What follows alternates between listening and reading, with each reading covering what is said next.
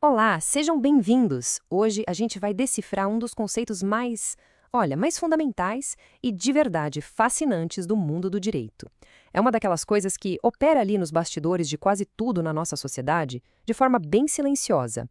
E para começar, que tal um enigma? Vamos pensar juntos. De um lado, um ser humano que acabou de chegar ao mundo. Do outro, uma entidade de negócios, uma multinacional. A conexão parece impossível, não é mesmo? Mas ah, a lei tem uma resposta bem surpreendente para isso. É isso mesmo. Para o sistema jurídico, tanto o bebê quanto a empresa compartilham um status fundamental. Os dois são considerados pessoas. Tá, mas como assim? Como isso é possível? A resposta para essa charada está num conceito-chave chamado personalidade jurídica. Dá para imaginar isso como se fosse uma espécie de licença oficial, sabe? Um passe livre que o sistema jurídico emite, permitindo que uma entidade entre no jogo da sociedade e participe dele de verdade.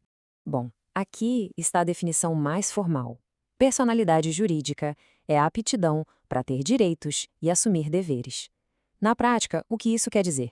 Significa que, sem essa licença, uma entidade é basicamente invisível para a lei.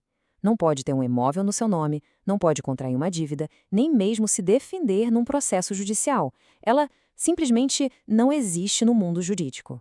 E nesse grande jogo da sociedade, o sistema jurídico concede essa licença para dois tipos principais de jogadores.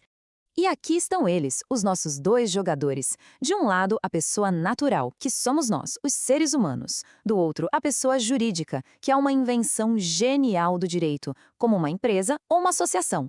Uma nasce, a outra é criada. Vamos começar pelo jogador que a gente conhece melhor, a pessoa natural. O ser humano. O ciclo de vida da personalidade de um ser humano é bem definido, né? Segundo o nosso Código Civil, a personalidade jurídica começa oficialmente com o nascimento com vida. Mas isso aqui é muito importante. A lei já protege os direitos do feto desde a concepção. É o que chamamos de nascituro, que já pode, por exemplo, receber uma herança. E esse ciclo todo se encerra, claro, com a morte.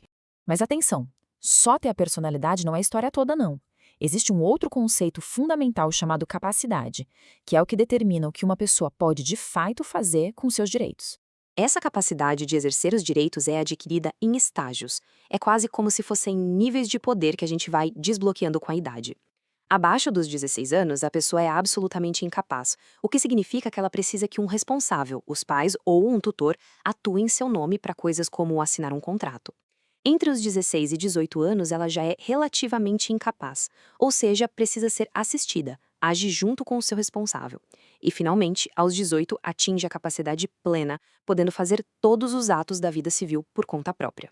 Agora, vamos para o nosso segundo jogador. Essa que é, sem dúvida, uma das invenções mais engenhosas do direito, a pessoa jurídica. E essa citação resume a ideia central de forma brilhante. Uma pessoa jurídica é uma entidade separada das pessoas que a criaram. Ela tem sua própria identidade, seus próprios bens, suas próprias responsabilidades. A empresa, por exemplo, não se confunde com seus donos. Essas criações legais se dividem em duas grandes famílias. De um lado, as de direito público, como o próprio Estado, os municípios, as agências do governo, elas existem para servir ao interesse coletivo. Do outro, as de direito privado, que incluem desde empresas e ONGs até fundações e partidos políticos, que são criadas pela iniciativa de particulares para buscar seus próprios objetivos, sejam eles lucrativos ou não. E como nasce uma pessoa jurídica? Bom, diferente de um ser humano, o nascimento dela acontece no momento em que seus documentos de fundação, como o contrato social, são registrados no órgão competente. É esse registro que dá vida a ela no mundo legal. Antes disso, para a lei, ela é só uma ideia no papel. No fim das contas, por que tudo isso importa tanto? Porque esse conceito que parece tão abstrato é, na verdade, o sistema operacional invisível da nossa civilização. É só parar para pensar. Sem a personalidade jurídica, não existiriam empresas como a gente conhece, nem governos organizados, nem ONGs capazes de atuar em grande escala. Ela é a ferramenta jurídica que permite que grupos de pessoas se unam e ajam como se fossem uma única entidade com um propósito em comum, alcançando objetivos que seriam impossíveis para uma pessoa sozinha. É a base de tudo.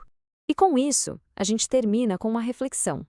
O direito conseguiu criar uma pessoa a partir de um conceito, de uma ideia. Isso nos faz pensar: quais outras entidades, quem sabe até inteligências artificiais ou ecossistemas naturais, poderiam um dia receber essa mesma licença para participar do nosso mundo legal? Bom, o futuro dirá.